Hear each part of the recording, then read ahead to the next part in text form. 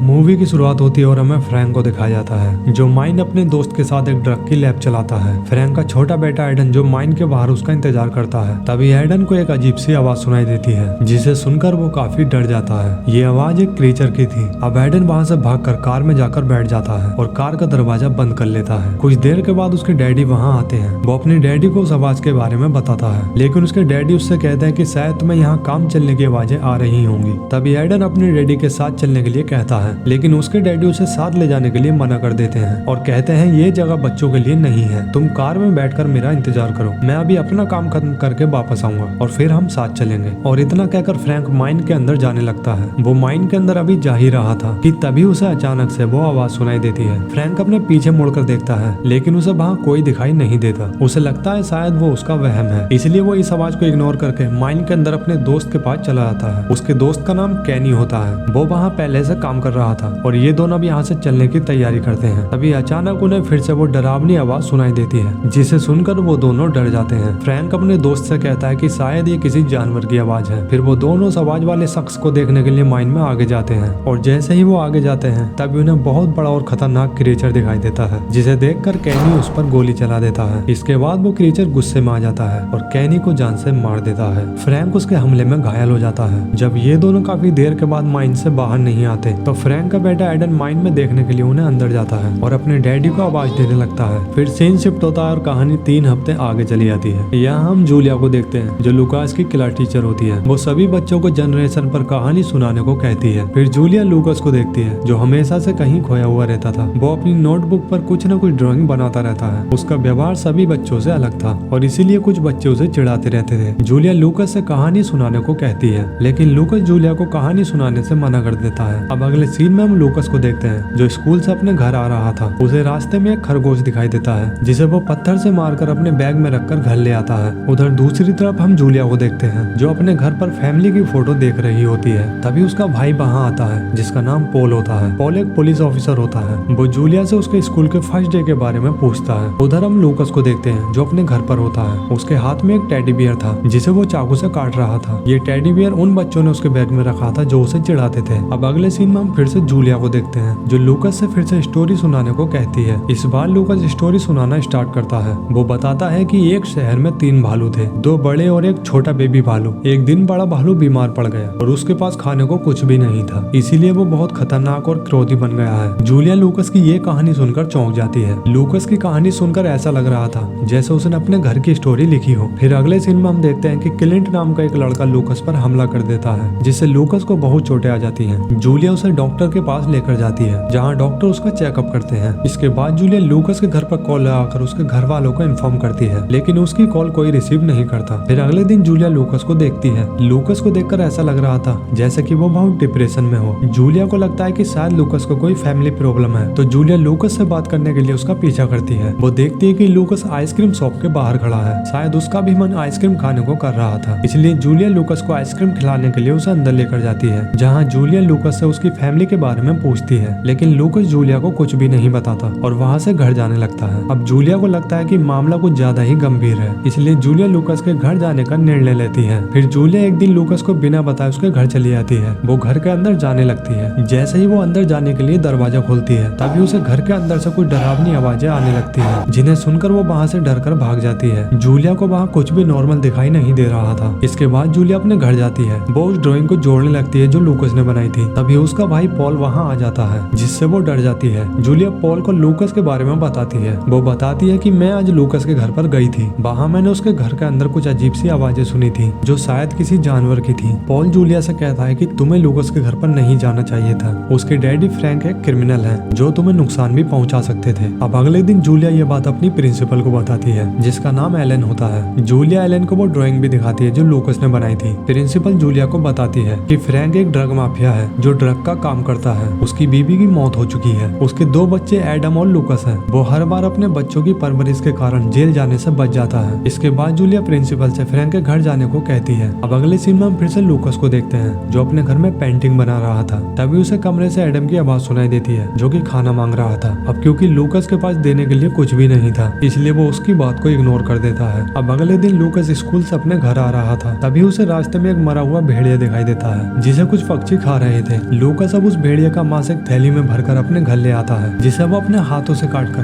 Frank और Aiden को खाने के लिए देने चला जाता है। इसके बाद वो दोनों उस मांस को खा लेते हैं। अगले सीन में हम एक पुलिस वाले को देखते हैं, जिसे जंगल में एक डेड बॉडी दिखाई देती है, जिसका आधा भाग नहीं था। ये डेड बॉडी फ्रैंक के दोस्त कैनी की होती है, जिसका आधा भाग उस क्रीचर ने खा लिया था। अब पुलिस वाले उस डेड बॉडी को एक लैब में ले जाते हैं और ये पता लगाने की कोशिश करते हैं कि इस आदमी को किसने मारा है। तभी एक डॉक्टर उन्हें ये बताते हैं कि इस पर किसी बड़े जानवर द्वारा हमला किया गया है, जिसकी वजह से इसकी मौत हुई है। अब अगले सीन में हमें प्रिंसिपल एलन को दिखाया जाता है, जो फ्रैंक के घर जाती है। वो उसे बाहर से आवाज लगाती है, लेकिन अंदर से कोई रिप्लाई नहीं आता। उसे अब डर लग रहा था, लेकिन वो धीरे धीरे घर के अंदर जाकर देखती है, जहाँ उसे एक कमरा दिखाई देता है, जिसमें से किसी लड़के के रोने की आवाजें आ रही थी। एलन उस कमरे के दरवाजे को धीरे धीरे खोलती है। वो फ्रैंक बीबर को आवाज लगाती है। तभी वो दीवारों की तरफ देखती है, जहाँ पर चारों तरफ खून लगा हुआ था, जिसे देखकर वो डर जाती है। फिर एलन कमरे के अंदर जाती है, जहाँ उसे लूकस का छोटा भाई एडन दिखाई देता है। वो उसके पास जाती है। तभी पीछे से फ्रैंक उस पर हमला कर देता है, जिससे वो दूर जाकर गिर जाती है और वहाँ से भागने की कोशिश करने लगती है। तभी फ्रैंक उसे पकड़कर बुरी तरह जान से मार देता है। अब फ्रैंक के शरीर को फाड़कर क्रीचर बाहर निकलता है और एडन को लेकर वहाँ से भाग जाता है। उधर हम लूकस को देखते हैं, जो स्कूल से घर आ रहा होता है। तभी उसे जंगल में क्लिंट घेर लेता है। वो लूकस को पकड़ने ही वाला होता है। तभी पेड़ पर बैठा क्रीचर उसे दिखाई दे जाता है, जो क्लिंट को जान से मार देता है। इसके बाद लूकस वहाँ से भागकर सीधा घर आ जाता है, जहाँ उसे घर के बाहर प्रिंसिपल की कार दिखाई देती है। वो घर के अंदर जाकर देखता है, जहाँ उसे प्रिंसिपल की लाश दिखाई देती है, जिसे देखकर वो हैरान रह जाता है। लूकस समझ जाता है कि प्रिंसिपल को उसके डैडी ने ही मारा है। थोड़ी देर में लूकस प्रिंसिपल की डेड बॉडी को ठिकाने लगा देता है। इसके बाद लूकस वहाँ पानी का पोछा लगाकर साफ सफाई कर देता है और घर के बाहर खड़ी प्रिंसिपल की कार को ढक देता है। दूसरी तरफ हम देखते हैं कि कुछ पुलिस वाले उस माइन की तरफ जाते हैं, जहाँ फ्रैंक ड्रग की लैब चलाता था। तभी माइन में उन्हें एक सींग मिलता है, जो देखने में किसी जंगली जानवर का लग रहा था, जिसे वो अपने साथ ले आते हैं। अगले सीन में हम क्लिंट की माँ को देखते हैं, जो पुलिस स्टेशन में क्लिंट के गायब होने की रिपोर्ट लिखवाने आई थी। उधर पुलिस वालों को ये भी पता चलता है कि स्कूल से प्रिंसिपल भी गायब है। इसके बाद जूलिया को याद आता है कि दरअसल प्रिंसिपल फ्रैंक से मिलने के लिए उसके घर पर गई थी। इसलिए जूलिया प्रिंसिपल को ढूंढने के लिए लूकस के घर जाती है, जहाँ उसे एक कार दिखाई देती है, जो कि प्रिंसिपल की थी। अब जूलिया समझ जाती है कि शायद प्रिंसिपल के साथ कुछ गलत हुआ है। ये देखकर जूलिया पुलिस को इन्फॉर्म करती है। फिर कुछ देर बाद पुलिस वहाँ आ जाती है। ये लोग अंदर जाकर देखते हैं, जहाँ इन्हें प्रिंसिपल की डेड बॉडी मिल जाती है और उस डेड बॉडी के साथ एक और डेड बॉडी पड़ी थी,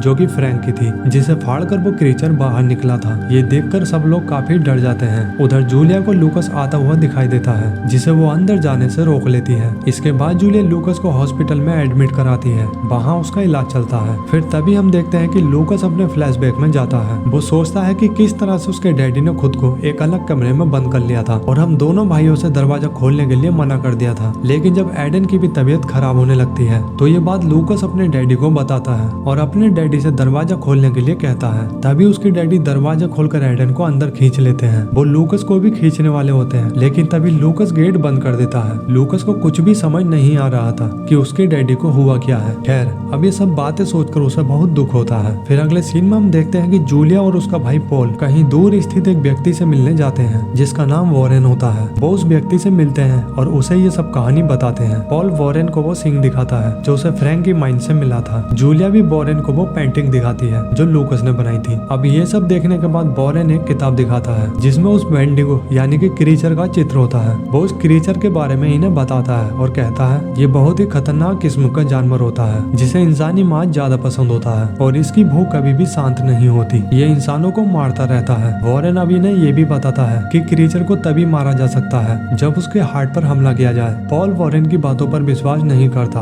और वो वॉरेन से कहता है कि ऐसा तो सिर्फ फिल्मों में होता है। फिर वो दोनों वहाँ से अपने घर आने लगते हैं। तभी उन्हें डैन का मैसेज आता है, जो कि पॉल का दोस्त होता है। वो उन्हें बताता है कि रेलवे ट्रैक पर एक डेड बॉडी मिली है। इसके बाद वो उस डेड बॉडी को देखने के लिए चले जाते हैं। पॉल डेड बॉडी को देखने के बाद जूलिया को बताता है कि ये डेड बॉडी क्लिंट की है, जिस पर वेंडिगो ने हमला किया था, जिसे सुनकर जूलिया बहुत दुखी हो जाती है। अगले सीन में हम देखते हैं कि जूलिया लूकस को हॉस्पिटल से अपने साथ अपने घर ले आती है, जहाँ घर के अंदर जूलिया लूकस को ये बताती है कि तुम्हारे डैड हम मर चुके हैं। तब लूकस जूलिया से कहता है कि मेरे पुराने पापा मर गए हैं, लेकिन नए पापा अभी जिंदा हैं, जो मेरे भाई एडन के साथ हैं। वो ये बताता है कि वो यहाँ आएंगे और मुझे भी अपने साथ माइन में ले जाएंगे। उधर पॉल का दोस्त डैन पॉल के घर के बाहर उसका इंतजार कर रहा था। तभी उसे किसी के गरजने की आवाज सुनाई देती है। ये बात वो फोन पर पॉल को बताता है, जो ड्यूटी खत्म करके अपने घर आ रहा था। वो घर के बाहर खाली पड़े टीन शेड में चेक करने के लिए जाता है, जहाँ उसे एडन दिखाई देता है। ये बात वो पॉल को बता ही रहा था। तभी क्रीचर पीछे से आकर उस पर हमला कर देता है और उसे जान से मार देता है। फिर थोड़ी देर के बाद पॉल भी वहाँ आ जाता है। उधर जूलिया लूकस को छिपा देती है। पॉल टीन सेट के अंदर जाकर देखता है जहाँ जमीन पर पड़ा उसका दोस्त डैन दिखाई देता है। तभी अचानक से क्रीचर उसे पीछे से धक्का दे देता है जिससे पॉल दूर जाकर गिर जाता है और जख्मी हो जाता है। इसके बाद पॉल अपने आप को किसी तरह से संभालता है। इसके बाद क्रीचर फिर से दोबारा से आकर उस पर हमला कर देता है। पॉल भी वहीं पड़ी रॉड उठाकर बदले में उस पर हमला करता है, लेकिन पॉल क्रीचर के हमले में बुरी तरह घायल हो जाता है। अब क्रीचर वहाँ से लूकस और एडन को लेकर माइन में चला जाता है। जूलिया भी पॉल की मदद करने के लिए वहाँ आ जाती है। वो देखती है कि उसका भाई घायल पड़ा है। जूलिया अपने भाई का बदला और लूकस को बचाने के लिए पॉल को कार में बिठाकर क्रीचर को मारने के लिए माइन में चली जाती है। वो माइन के अंदर चली जाती है और वहाँ देखती है कि वो क्रीचर एक भालू को मारकर खा रहा था। उसके पास लूकस और एडन खड़े थे। क्रीचर जूलिया को मारने के लिए उस पर अटैक करता है। तभी जूलिया क्रीचर को शूट आउट करती है, लेकिन क्रीचर पर उसकी गोलियों का कुछ भी असर नहीं हो रहा था। वो क्रीचर जूलिया को उठाकर फेंक देता है जिससे जूलिया दूर जाकर गिर जाती है। इसके बाद जूलिया एक रॉड उठाती है और उस रॉड से क्रीचर के चेस्ट पर लगातार हमला करती है जिससे वो क्रीचर घायल तो हो जाता है लेकिन मरता नहीं है। तभी पीछे से लूकस भी क्रीचर को चाकू मार देता है जिससे वो क्रीचर जमीन पर गिर जाता है। फिर जूलिया लगातार क्रीचर के हार्ट पर उस चाकू से हमला करती रहती है और उसका हार्ट निकाल लेती है जिससे उस क्रीचर की मौत हो जाती है। उधर अब हम देखते हैं कि ये वायरस एडन के शरीर में भी फैल चुका था। इसके बाद जूलिया उसे भी मार देती है और यहीं पर ये मूवी खत्म हो जाती है। तो फ्रेंड्स, ये थी एंटलर्स मूवी की स्टोरी।